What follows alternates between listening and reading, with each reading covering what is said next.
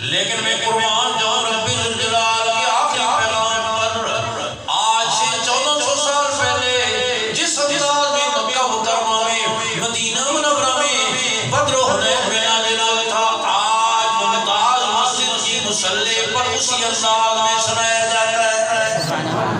ایک زبر کا فرق نہیں، ایک زبر کا فرق نہیں۔ آپ یہ منظر رمضان کی راتوں میں دیکھیں گے، بہت بڑا شیخ، بہت بڑا استاد، بہت بڑا قاری مصلی پر کھڑے ہو کر قرآن سنا رہا ہے، پیچھے 10 سالہ بچہ سن رہا ہے، استاد غلطی کرے، شیخ غلطی کرے، پیچھے 10 سالہ بچہ روکے گا، ٹوکے گا، زبان حال سے کہے گا حضرت آپ کی ساری عظمتیں اپنی جگہ، لیکن قرآن کو میں غلط نہیں پڑھنے دوں گا۔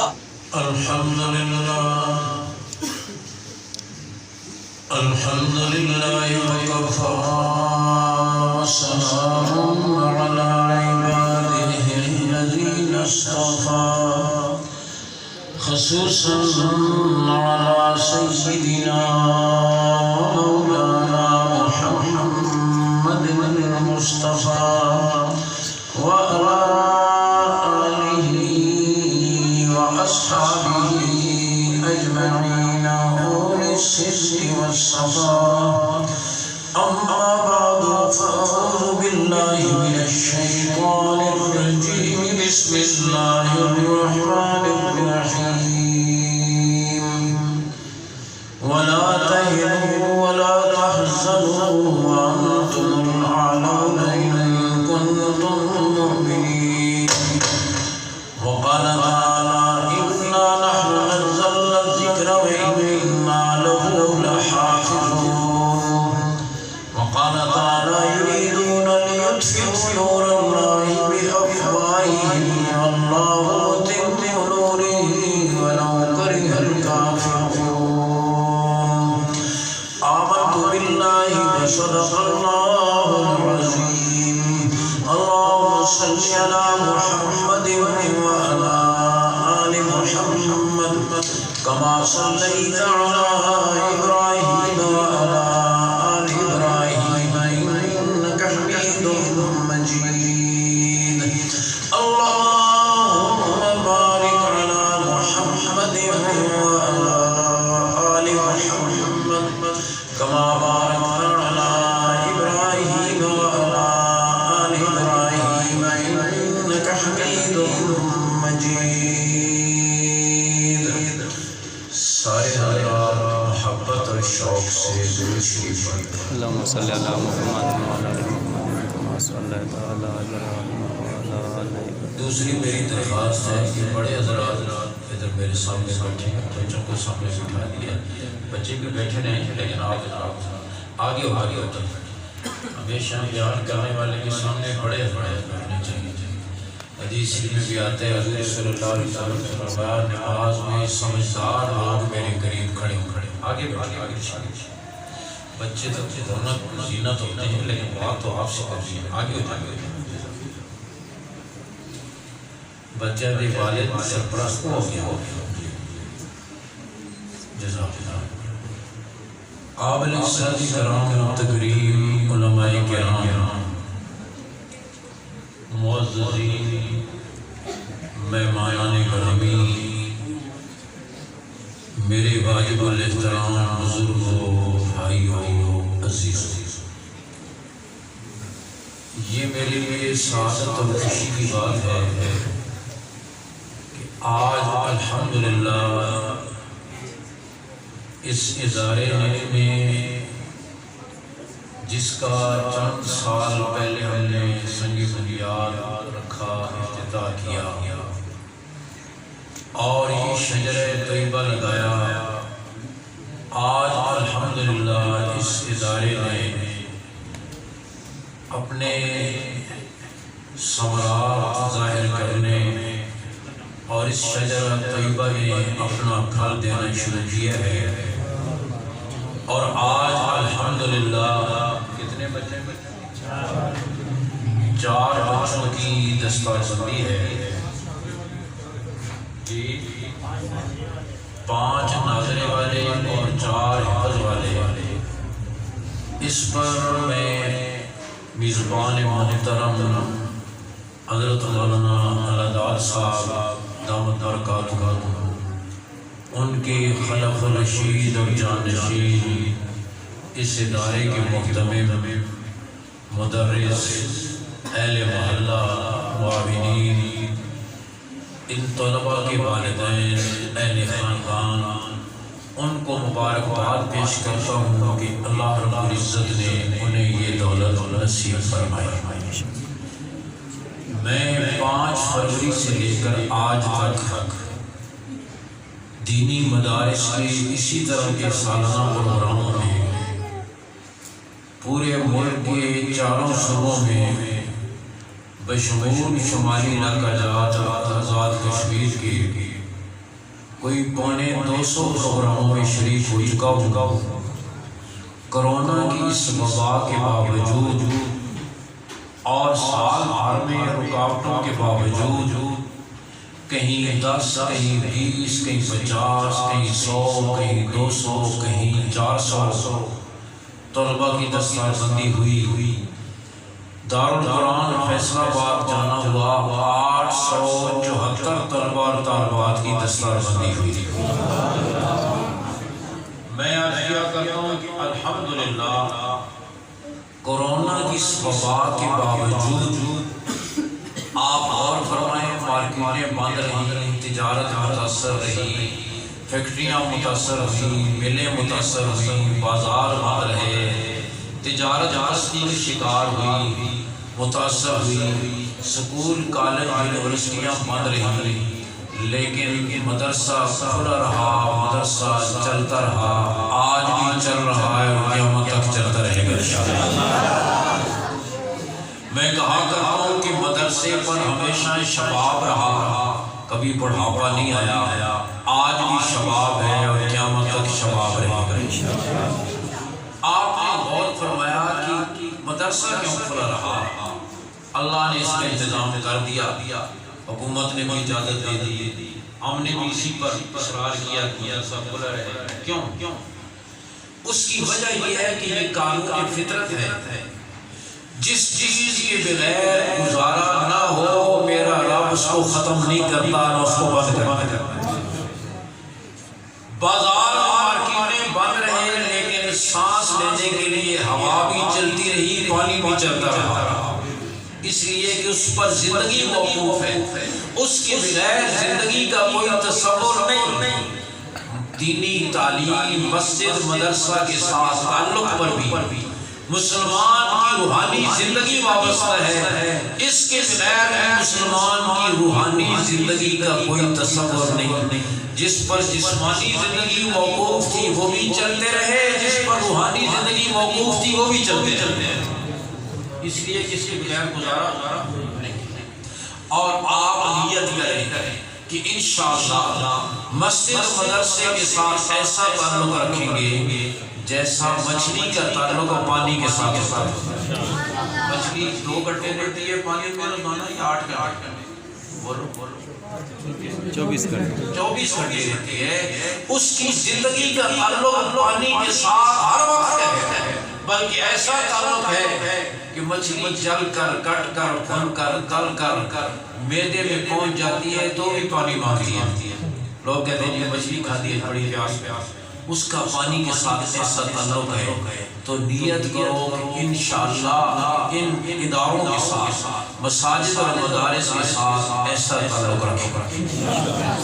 میں ان بچوں کو جن کو اللہ رب العزت نے یہ دولت عطا فرمائی، ان بچوں کو، ان کے والدین کو پھر مبارکباد پیش کرتا ہوں اور عرض کرتا ہوں کسی باپ کے لیے، کسی ماں کے لیے، کسی خاندان کے لیے اس سے بڑھ کر کوئی اعزاز نہیں ہو سکتا کہ اللہ ان کی زندگی میں ان کی اولاد کی پسلیوں سے اپنی وحی محفوظ کر۔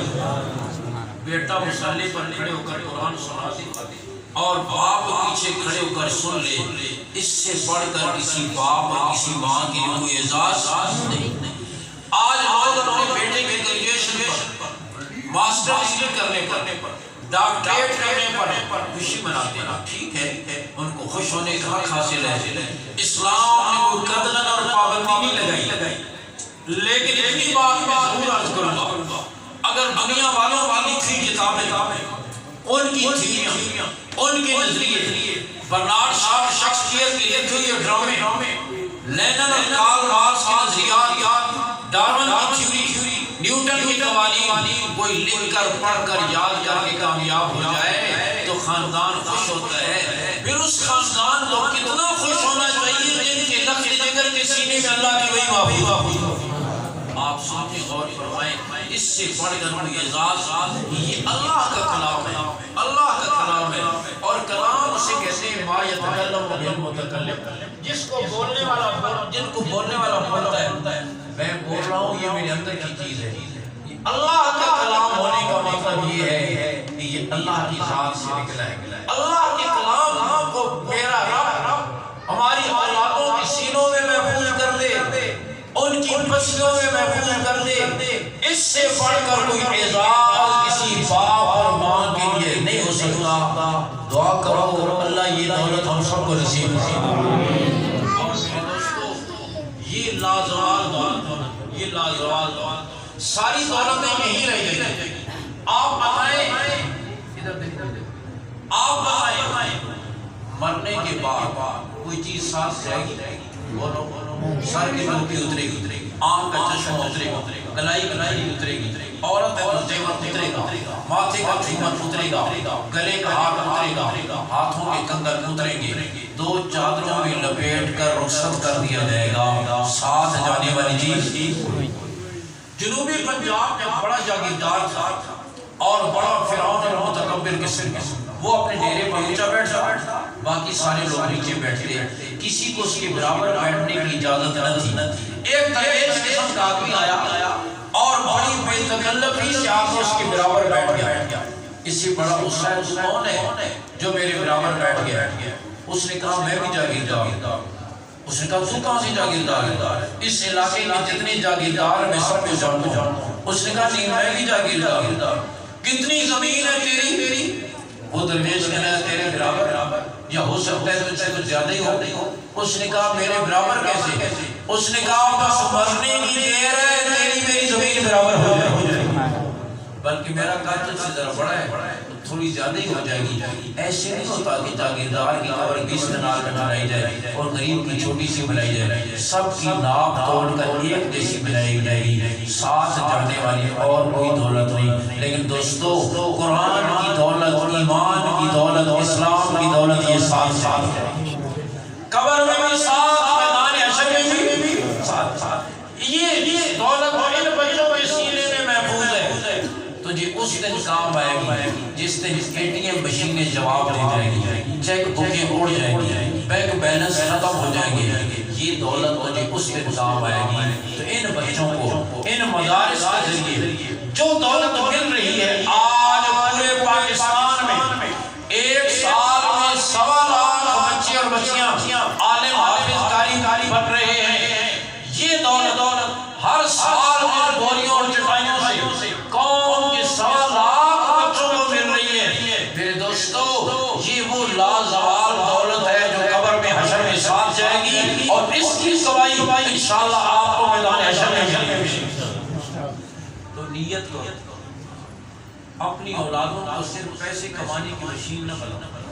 آج بچہ پیدا ہوتا ہے ماں باپ سے اسی وقت سے شروع کرنے، فلاں اسکول میں داخل کرانا ہے، پھر یہ کرے گا، پھر یہ کرے گا، پھر اس کو ڈاکٹر بنانا ہے، پھر انجینئر بنانا ہے، پھر اس کو سائنٹسٹ بنانا ہے، یہ کرنا ہے، پھر اتنے کمائے گا، پھر اتنے کمائے گا۔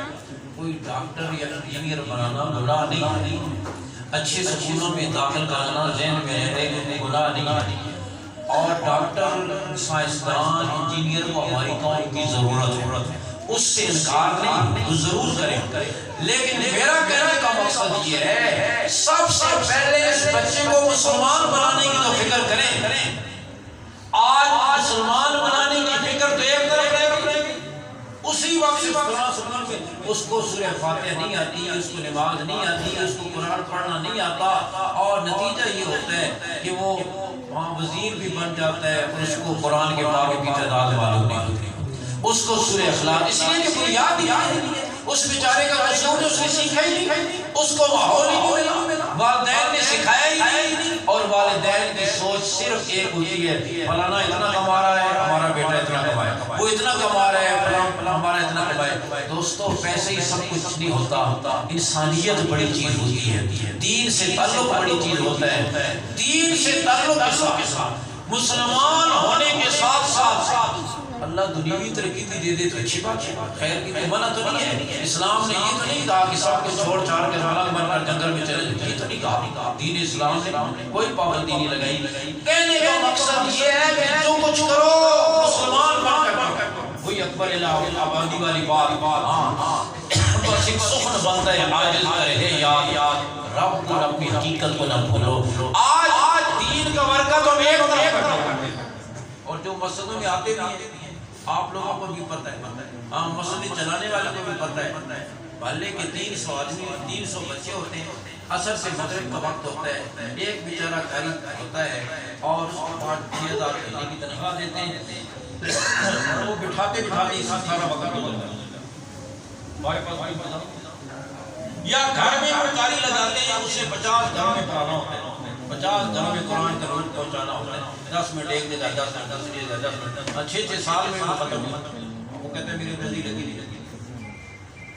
یاد رکھیے اپنے بچوں کو مسجد اور مسجدوں کا نظام بہتر کریں۔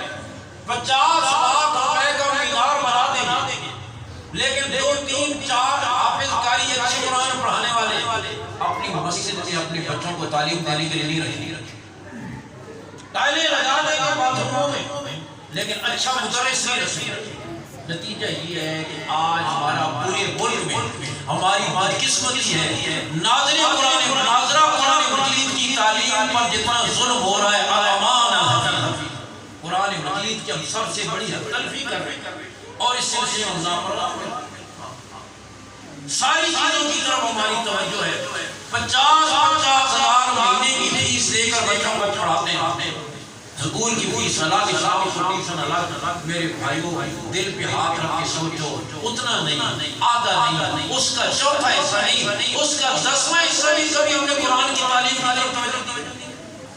مولوی بیچارہ چوسیاں دے دے کر ہمیں ترغیب دے دے کر پڑھاتا ہے، ہاں، اور چپراسی سے کم تنخواہ پہ گزارا کر کے وہ مسجد کو آباد کر کے بیٹھے ہوئے۔ میں اور آپ سوچیں نا، ہم نے کلمہ پڑھا ہے، ہم ہر حال میں مکان کی وسعت، مکان کی بہتری، اچھے علاقے کا مکان بنانا، بہترین سے بہترین تعمیر کرنا، ہم اس کی فکر کرتے ہیں۔ کبھی اولاد کے کردار کی تعمیر کی طرف بھی ہم نے توجہ کی ہے، اس کی قرآن کی تعلیم کی طرف بھی ہم نے توجہ کی ہے۔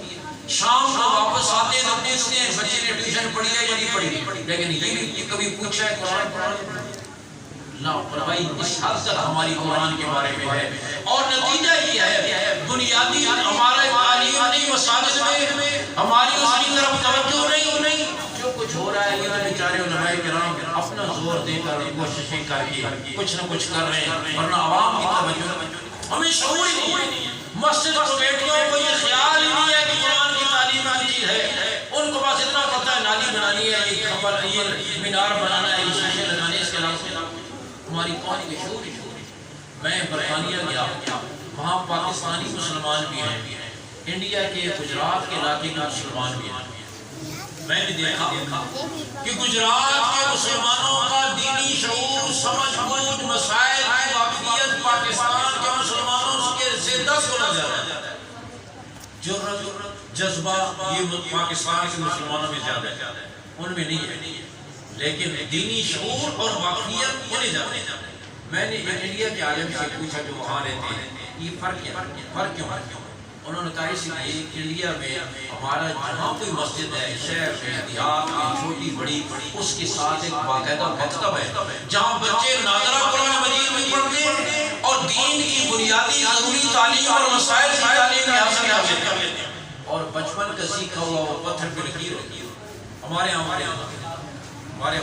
اس لیے میں اکثر اس جگہ پر عرض کیا کرتا ہوں، ہم اس کے بارے میں سوچیں، جہاں ہمارا وقت چلے ہم اس بارے میں توجہ کریں، اپنی اولاد کی بنیادی تعلیم پر۔ حافظ تو کوئی خوش قسمت ہوگا، وہ تو نظام ہے الحمدللہ، حفظ کا نظام تو بہترین ہے ہمارے ملک میں، پورے عالم اسلام میں ایسا نہیں ہے۔ میں ناظرہ تعلیم کی بات کر رہا ہوں، اس طرف توجہ نہیں۔ اس لیے اس طرح اپنے بچوں کے لیے بھی اپنی بچیوں کے لیے بھی اس طرح سوچیں، ساری ہم قرآن پڑھیں۔ اور حضور صلی اللہ علیہ وسلم نے فرمایا کتنے قرآن پڑھنے والے ایسے ہیں وہ قرآن پڑھتے ہیں، قرآن ان پر لعنت کر رہا ہوتا ہے ثواب کی، اس لیے کہ زیر زبر کی غلطی ہوگی، تلفظ کی غلطی ہوگی، معنی بدل جائے گا، جب معنی بدل جائے گا تو رحمت کہاں سے نہ رہے۔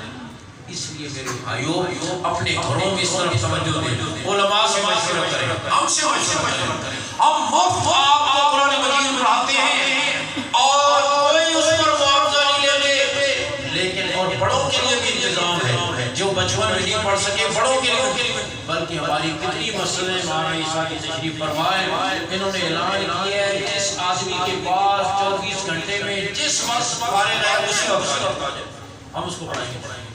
اگر اس کے پاس صبح کو وقت ہے صبح آ جائے، دوپہر کا ہے دوپہر کو آ جائے، ظہر کا ہے عصر کا ہے مغرب کا ہے عشاء کا ہے، کسی وقت ہے فجر سے پہلے کا ہے، کسی وقت سے آ جائے۔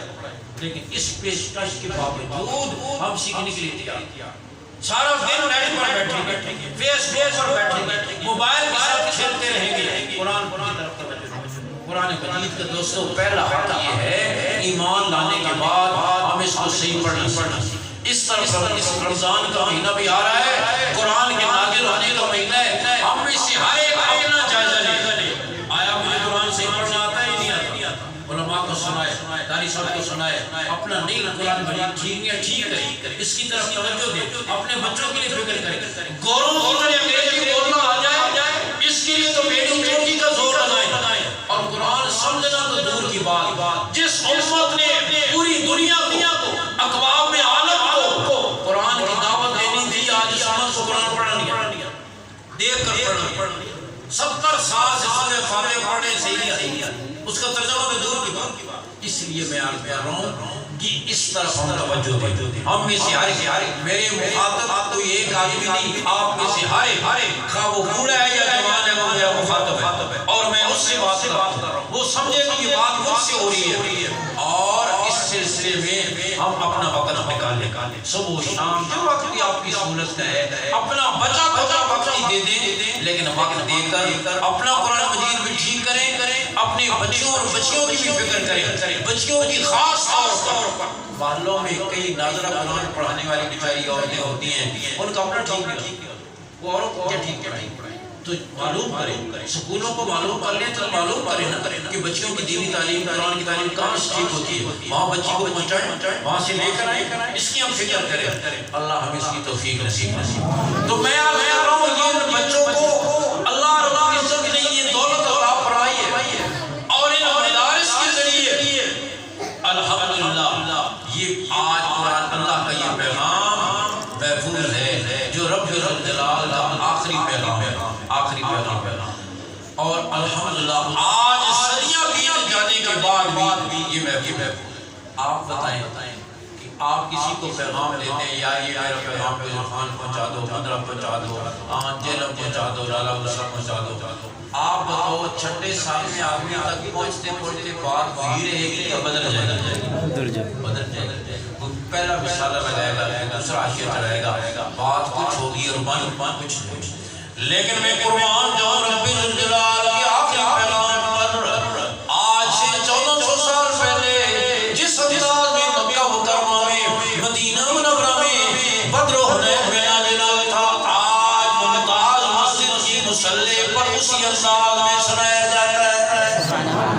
ایک زبر کا فرق نہیں، ایک زبر کا فرق نہیں۔ آپ یہ منظر رمضان کی راتوں میں دیکھیں گے، بہت بڑا شیخ، بہت بڑا استاد، بہت بڑا قاری مصلی پر کھڑے ہو کر قرآن سنا رہا ہے، پیچھے 10 سالہ بچہ سن رہا ہے، استاد غلطی کرے، شیخ غلطی کرے، پیچھے 10 سالہ بچہ روکے گا، ٹوکے گا، زبان حال سے کہے گا حضرت آپ کی ساری عظمتیں اپنی جگہ، لیکن قرآن کو میں غلط نہیں پڑھنے دوں گا۔ جب تک ٹھیک نہیں کرے گا آگے دوستو، اس لیے زمین پر اس انداز میں کوئی کتاب بھی محفوظ نہیں۔ ادھر دیکھ آج تورات زبور انجیل کا ایک حافظ نہیں، روئے زمین پر قرآن مجید کے 2.5 کروڑ سے زیادہ حافظ موجود ہیں۔ اور چھوٹے چھوٹے بچوں اور بچیوں کے سینوں میں اللہ اس کتاب کو محفوظ فرما رہے ہیں۔ یہ اللہ کی کتنی بڑی نعمت ہے کہ آج سالیاں بیت جانے کے بعد بھی الحمدللہ یہ قرآن محفوظ ہے۔ آپ کے ذمہ جو کام ہے وہ یہ اپنا تعلق بھی، اپنی اولادوں کا تعلق بھی قرآن مجید کے ساتھ جوڑا۔ قرآن مجید برکتیں بھی اسی میں ہیں، رحمتیں بھی اسی میں ہیں، شفا بھی اسی میں ہے، وباؤں کا دور ہونا بھی اسی میں ہے۔ میں آپ سے ایک مثال کے طور پر عرض کرتا ہوں، ذرا زیادہ فرمائیں کہ قرآن مجید میں کتنی برکت ہے۔ اللہ کا کلام ہے تو برکت کا کیا ٹھکانا؟ مثال کے طور پر میں عرض کر رہا ہوں، بسم اللہ الرحمن الرحیم قرآن مجید کی ایک آیت ہے۔ ہر سورت کو جز نہیں لیکن قرآن کا جز ہے۔ سورہ نمل کی آیت ہے انہ من سلیمان وانہ بسم اللہ الرحمن الرحیم، اور ہر مسلمان بسم اللہ کا حافظ ہے۔ سورہ فاتحہ کا حافظ ہے۔ بسم اللہ الرحمن الرحیم تو سب کو یاد ہے نا، بچے کو یاد ہے۔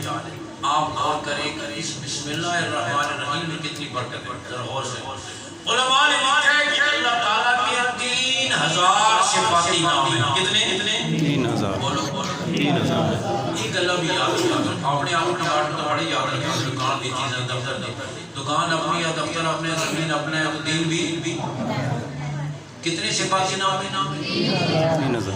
1000 نام اللہ نے انبیاء کو بتائے، 1000 فرشتوں کو بتائے، 300 تورات میں آئے، 300 زبور میں آئے، 300 انجیل میں آئے۔ کتنے ہو گئے؟ 900۔ شاباش۔ سید اللہ شاہ بخاری تقریر کر رہے تھے، ان کی تقریر میں ہندو بھی تھے۔ شاہ جی جس طرح کوئی چھوٹی موٹی حساب کی بات پوچھی تو مسلمانوں نے غلط بتائی، ہندو ہنسے کہ مسلمان کو اتنا حساب بھی نہیں آتا۔ شاہ جی طلاقت لسانی کے بادشاہ تھے، انہوں نے دیکھا کہ ہندو مسلمان کی کمزوری پر خوش ہو رہے، فوراً انداز بدل کے کہنے لگے مسلمانوں تھوڑے کی کہنے تسی اس سے بھی بے حساب ہے، اگے بھی بے حساب ہے، تھوڑا اتنے بھی کوئی حساب کتاب نہیں، اگے بھی کوئی حساب کتاب۔ پھر سنو پیسوں سے چیز دیکھ لو نا، 1000 روپے، 1000 روپے، 300 روپے، 300 روپے، 300 روپے، 900۔ کتنے چلتی ہے پیسے دے چلیے اور کسی دن ماتے میں چلتی نہیں۔ میں جمعے کے دن دیکھتا ہوں وہ چندے کے ڈبے کھولتے ہیں، ہمارے جو 3 مدرسے کے استاد ڈبے کھول کر جو وہ ویسے گنتے ہیں چندے کے، کئی نمازی دین گزرتے ہوئے نا خواہ پاس کرتا ہے، کوئی کہتا نہیں ہے، خود ہی گننا ہی حالانکہ انہیں پتہ ہے انہیں اس میں 1 روپیہ بھی نہیں ملے گا، لیکن طبیعت خوش ہوتی ہے، گنتے ہوئے چلیے تھوڑی دیر تک پیسوں کے ساتھ ہاں مانوس رہیں گے۔ کسی کو تصویر دے دو کہ سبحان اللہ کی پڑھ کر دے دو، کہے نہیں میرے پاس وقت نہیں، 5 لاکھ کے نوٹوں میں گڈی کہتے ہیں ہاں وہاں 1 2 3 کہنا ہے سبحان اللہ زبان ہی لانی ہے نا، لیکن ادھر طبیعت چل رہی ہے، ادھر طبیعت چل رہی ہے۔ دعا کرو اللہ کرے اعمال پر ہماری طبیعت چل جائے، نماز پر چل جائے، اللہ کے ذکر پر چل جائے، تلاوت پر چل جائے۔ آمین۔ تو کتنے ہو گئے؟ 900۔ 2900